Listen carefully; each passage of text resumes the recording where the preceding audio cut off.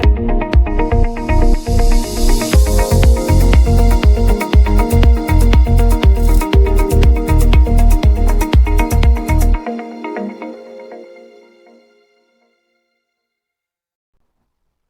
revelador, Marcelo, el 87% de las empresas que han implementado una cultura de innovación tecnológica superan a sus competidores. Hablamos de empresas que efectivamente integran tecnología al desarrollo o implementación de nuevos productos, nuevos servicios, procesos, pero también, y esto es importante, empresas que desafían el mito del reemplazo, del que habremos escuchado, el mito de que la tecnología reemplaza a las personas. Y de nuevo, todos o muchos habremos escuchado hablar de estos cobots que existen en Japón, Collaborative Robots, en los que, bueno, son dispositivos o son máquinas, si queremos, tecnología a final de cuentas, que trabajan hombro a hombro con las personas, no las sustituyen. Wow. Pues yo soy David Sida, bienvenidos a Ágiles y Estratégicos, el podcast de los profesionales. Y a propósito de innovación tecnológica, una frase que tú has mencionado de Jack Welch, el ex CEO de General Electric. Cuando el cambio fuera es más rápido que el cambio dentro, el fin está cerca. Me encanta y voy a complementar con otra frase. Es la de Peter Drucker. Dice, las empresas que no evolucionan, desaparecen. Mi nombre es Marcelo Luján. También les doy la bienvenida a este podcast de Ágiles y Estratégicos, el podcast de los profesionales. Hoy vamos a hablar de cultura hacia la innovación. Innovación estratégica. Creo que hoy podemos bien hablar de cultura organizacional orientada hacia la innovación y también vamos a decir al final algunas buenas prácticas, creo que podemos llamarle buenas prácticas, por las que hemos pasado, hemos leído, tampoco somos los que lo sabemos todo, obviamente, nos han compartido, conozco mucha gente muy lista y muy inteligente y muy experimentada, uno de ellos, y otros consultores que nos han compartido, y pues bueno, al final vamos a compartir también algunas de estas buenas prácticas, David. Para empezar, es fundamental entender que este tránsito hacia una cultura de la innovación tecnológica pasa, sí, por una integración de la tecnología, pero también y sobre todo, y como condición sine qua non, por un cambio de mentalidad. Cambio de mentalidad, traigo un poco o parafraseo a Louis Mumford, de quien también creo que hablamos en alguna ocasión, en alguno de sus ensayos sobre la era de la máquina. Bueno, él habla precisamente que esta era de la máquina no empieza en el siglo XVIII o en el siglo XIX, que es cuando empezamos a ver todos estos dispositivos en la era de la revolución industrial. Él habla de que esta era de la máquina empezó siglos antes y empezó con un cambio de mentalidad.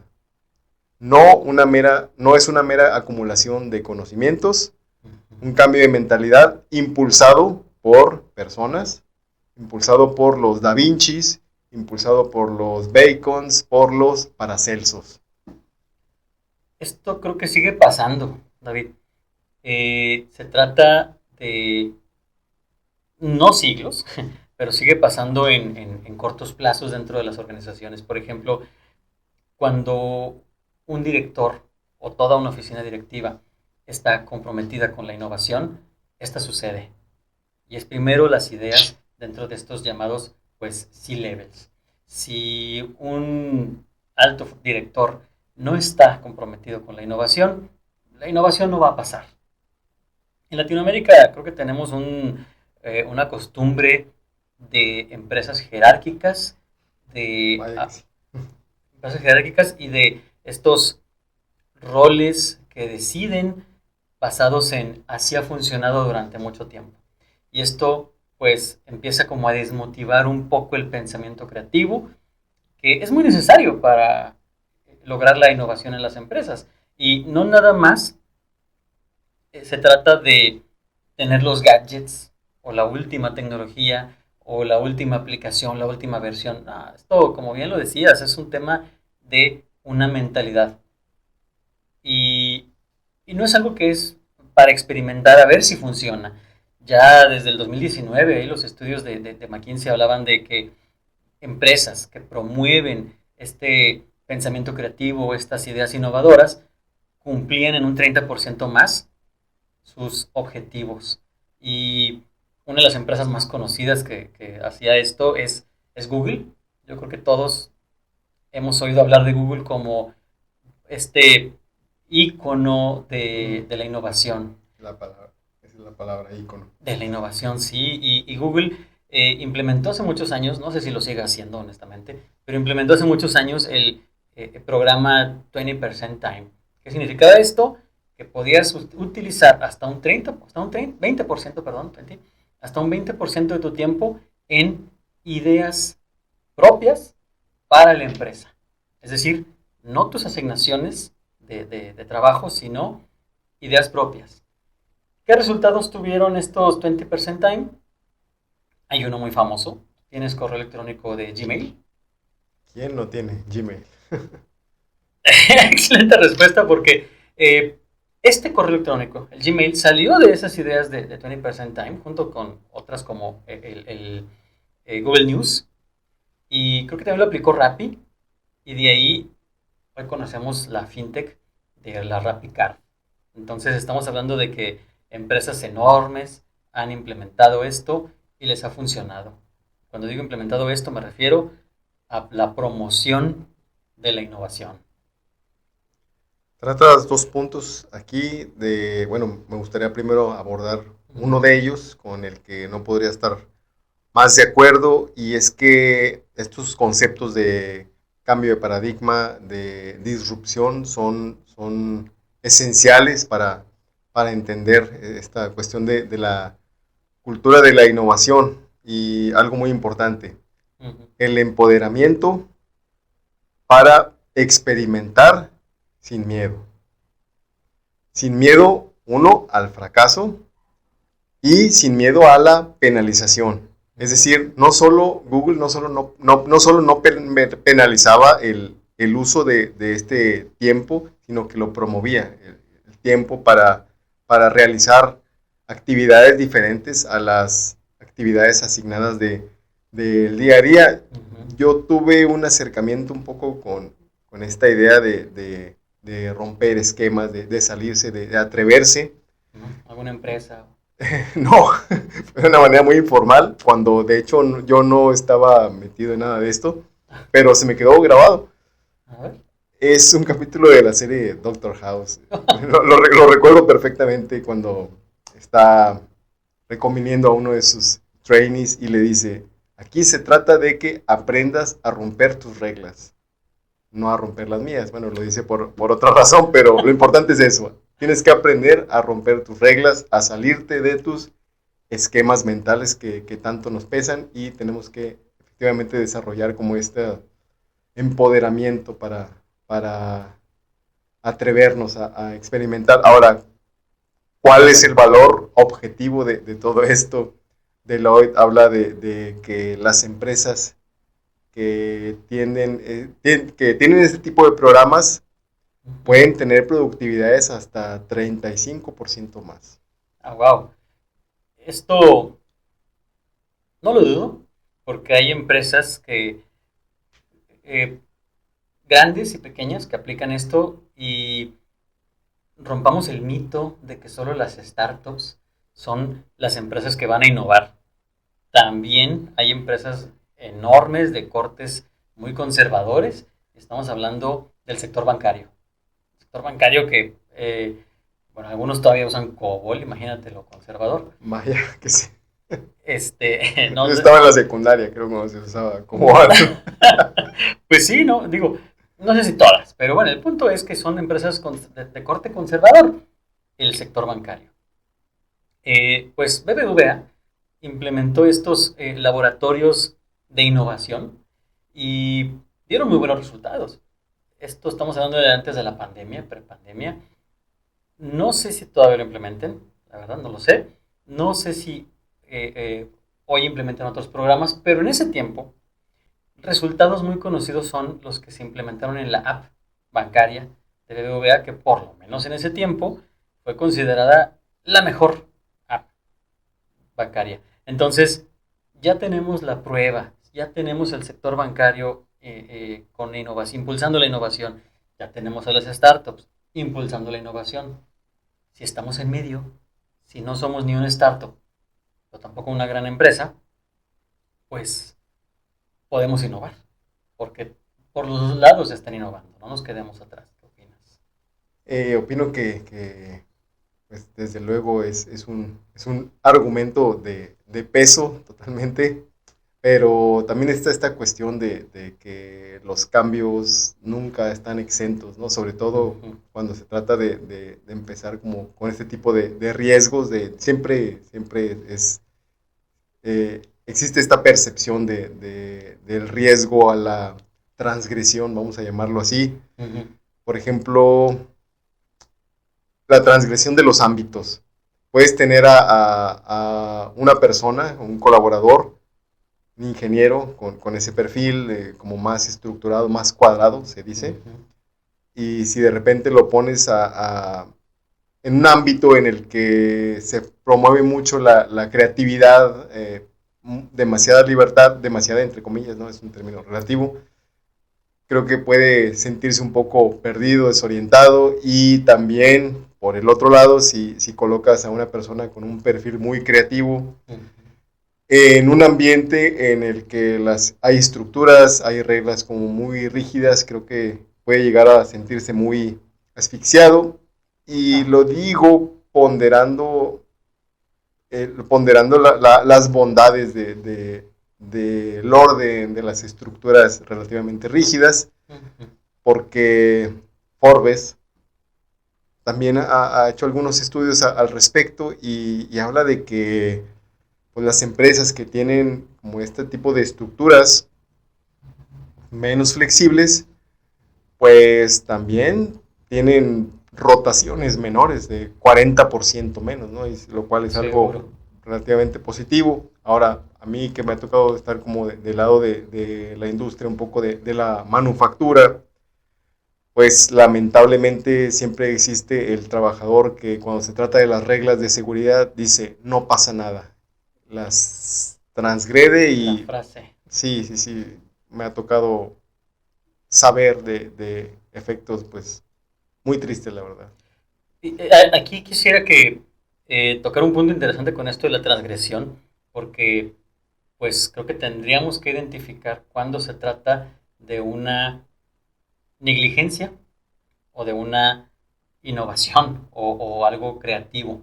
La transgresión, pues ambas son transgresiones, no digo que no, solo creo que una está eh, orientada, incluso a mí me ha pasado esto del no pasa nada, y yo creo que es válido, no pasa nada si yo lanzo un producto este, unas horas después, si yo genero un clic más para que puedan aplicar una funcionalidad.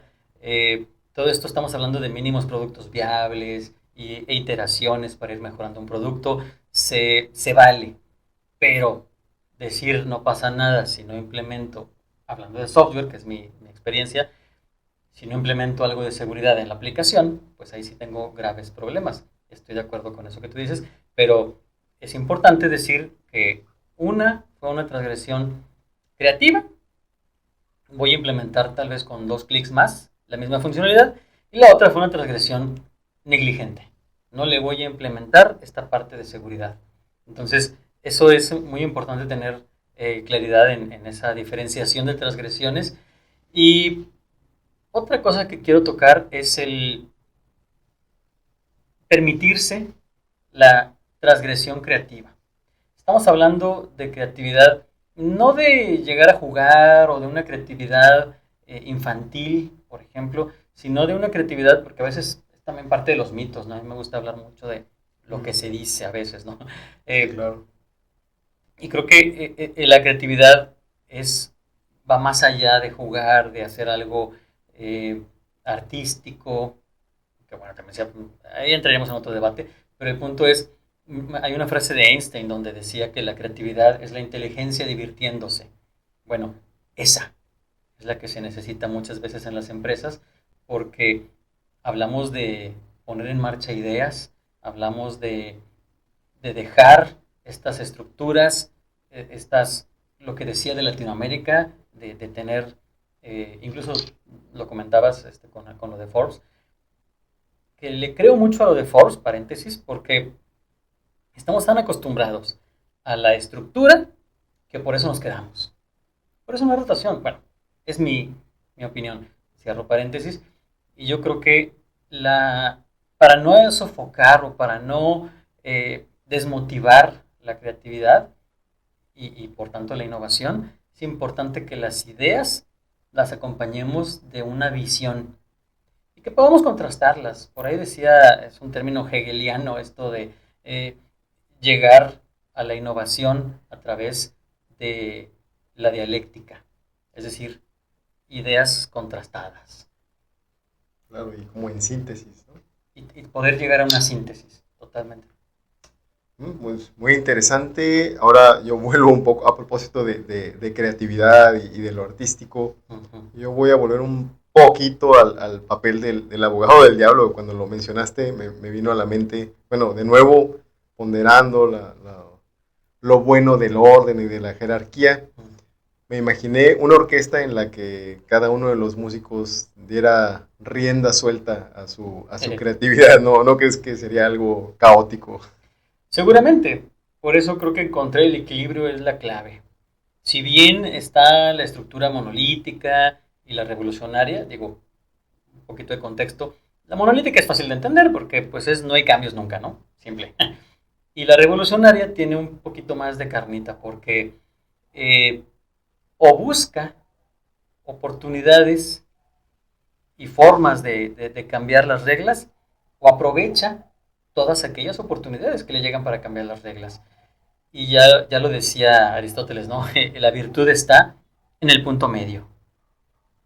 Pues vaya que sí, tiene todo el sentido.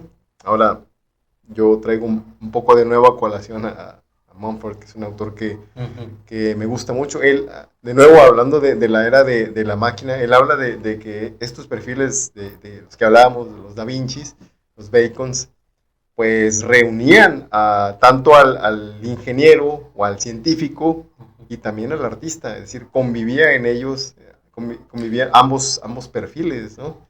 Y habla de que la especialización empezó a darse más como a partir del siglo XIX y lamenta un poco Mumford también que con la especialización viene un poco la pérdida del horizonte humano.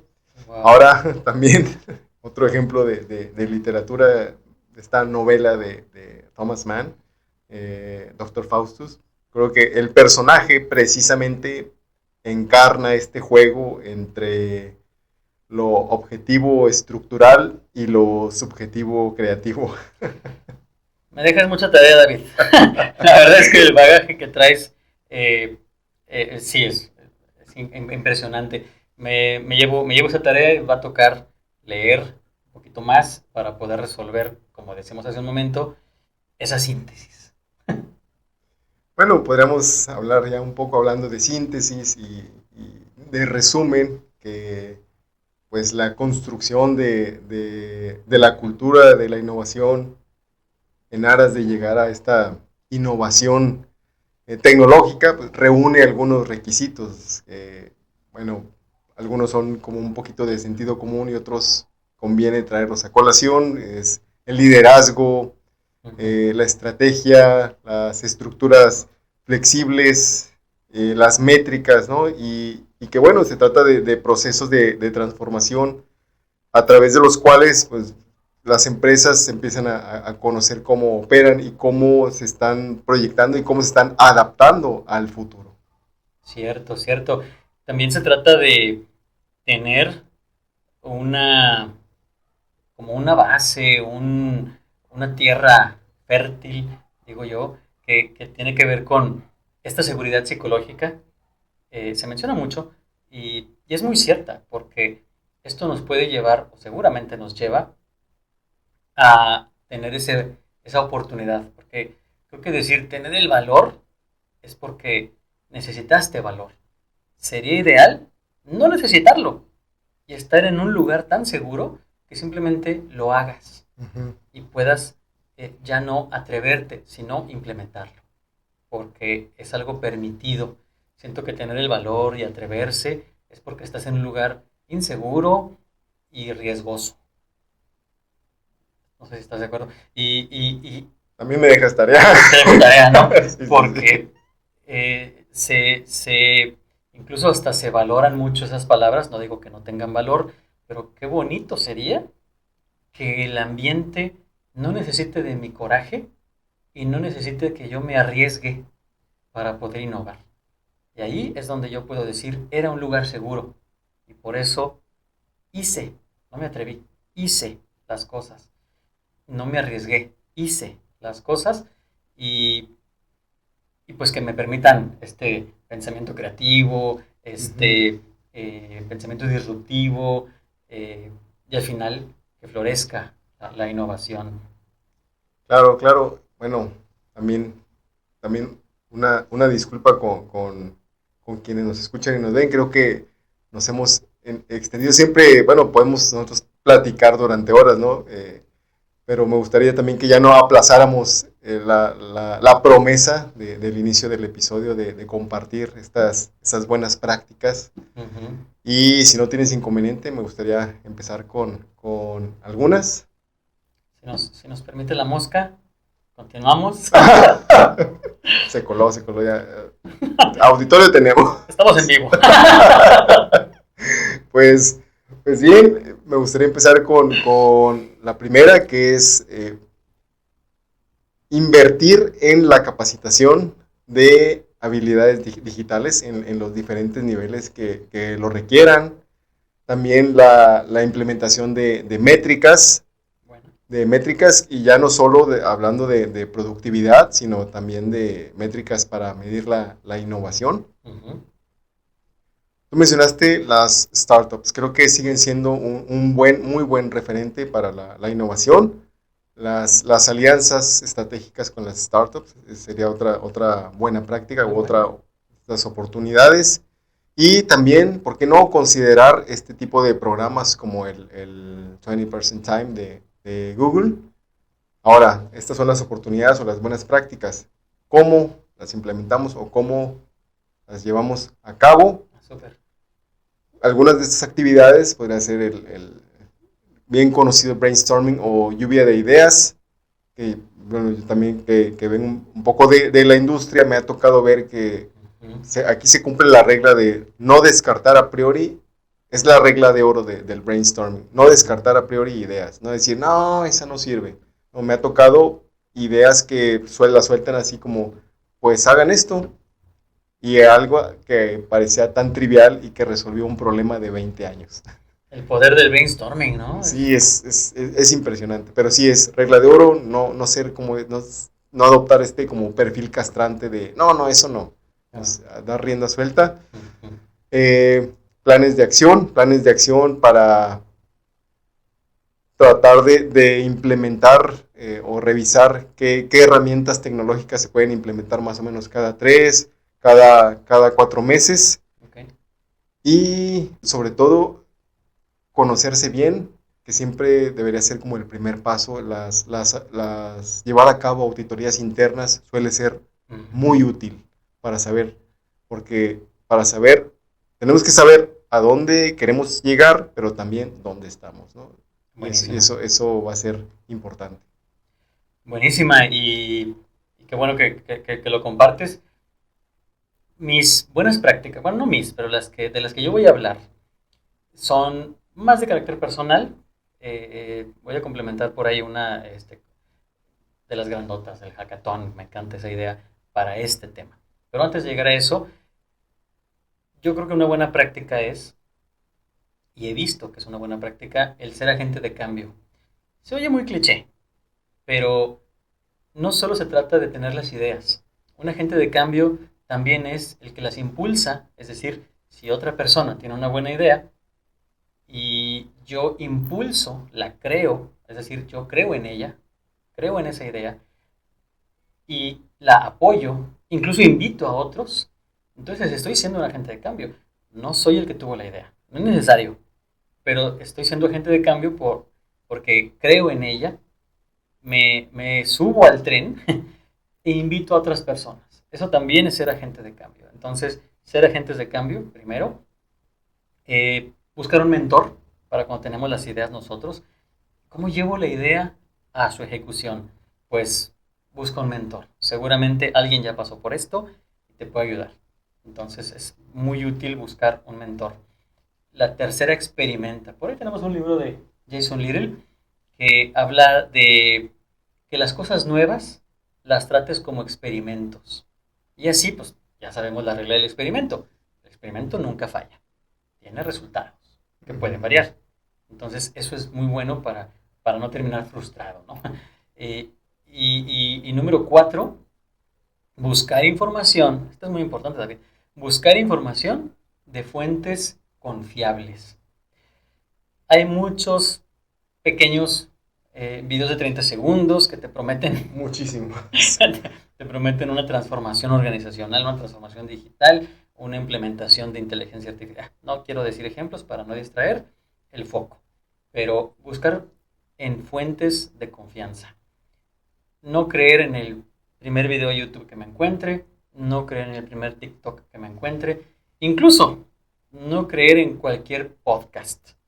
Y ahí, ojo, David, es que Ágiles y Estratégicos no es cualquier podcast. Cabe la aclaración. Hay que aclararlo. Por favor. Hay que aclararlo. Y ahora sí, llego al punto de, en estas implementaciones, hay una muy bonita, a mí me gusta mucho, y es, además, el hackathon. Alguna vez participé en uno, bueno, en dos.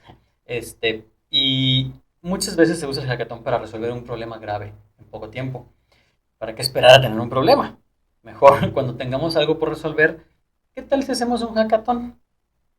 Hay que invertir en comida, en bebida, pues se queda ahí la gente por más de un día, dos, depende, hay muchas variables con esto. Y si no es necesario o si no hay la oportunidad para esa inversión de tiempo y de dinero, pues el Open Space. Mucha gente habla de qué son los Open Space, de cómo implementarlos, y a grandes rasgos es tener un espacio abierto para que muchas personas podamos compartir y así tener un poquito más de exposición, generar esta seguridad psicológica con un poquito más de impulso. No forzarla, pero sí impulsarla. Entonces, estas dos cosas son bastante buenas para las organizaciones y para cualquier empresa en pro de impulsar la innovación. Y una última perlita sería el trabaja tu Kanban personal. O sea, así tu tablero de 3 columnas de qué tengo que hacer, qué estoy haciendo y cómo terminó. Con el detallito, esto me lo pasó un compañero hace ya muchos años, de calificar el resultado de digamos, tus tarjetas, de lo que hice, cómo lo hice. ¿Salió bien? ¿Tuvo un buen resultado? ¿Fue bien calificado o no? Yo puedo terminar 20 tareas, pero si tengo 19 mal calificadas, pues creo que tengo que hacer un cambio. Claro. En cambio, si tengo 16 o, vamos, 11, más de la mitad bien calificadas, pues no voy bien ahí, ¿no? Entonces, es tener esta última columna con esa calificación. Esas serían las buenas prácticas que compartiría yo de mi lado, David. Perfectísimo para cerrar, Marcelo, ahora que ya estamos en la recta o ya estamos pisando la meta. Se nos fue el tiempo. Se nos fue. Y se nos podría ir todavía muchísimo más. Sí. Pues nos despedimos. Yo soy David Sida. Muchas gracias por acompañarnos en Ágiles y Estratégicos, el podcast de los profesionales. Esperamos que el episodio del día de hoy sea una inspiración para transformar la cultura de nuestras organizaciones y para liderar este cambio, ¿por qué no? Mi nombre es Marcelo Luján. Igualmente, gracias por escucharnos y por la paciencia. Creo que me gustaría irme diciendo que la innovación no te espera, y esta frase es válida, no importa cuándo la escuches. Entonces, hoy es un buen día para pensar en la innovación. Así que, pues, con esto cerramos, David. ¿Qué te parece que nos vayamos con una musiquita? Venga, venga. Bueno, pues los dejamos con, si tienen tiempo de escuchar algo más, nuestro Freedom Noise.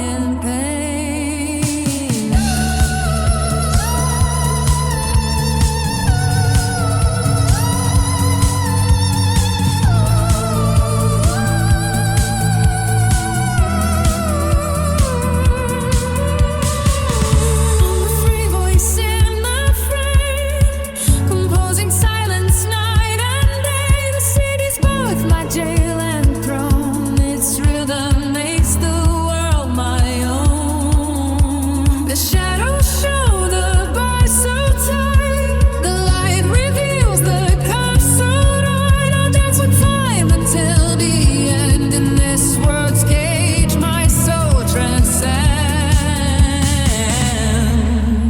Derechos reservados. Ágiles y estratégicos. Grabado en Hype House, México, 2025. WhatsApp 5546 375401.